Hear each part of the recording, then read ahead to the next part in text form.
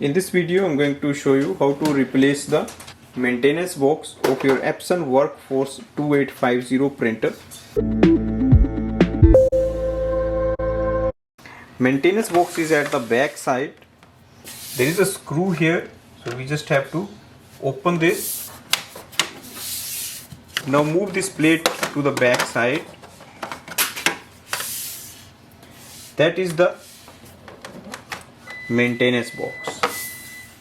Once you remove it, you will see there is a chip here, and here we can see inside of the maintenance box. Now you can just clean it and you can reuse it. Now if you have a new maintenance box, you can just take that. Its part number is C9344. Place the new, just slide it in, and then place this cover. So slide this cover.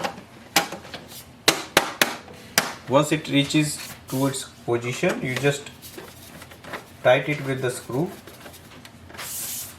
Go to the display panel. Go to the display panel and click on the next. Click on the done. Thanks for watching.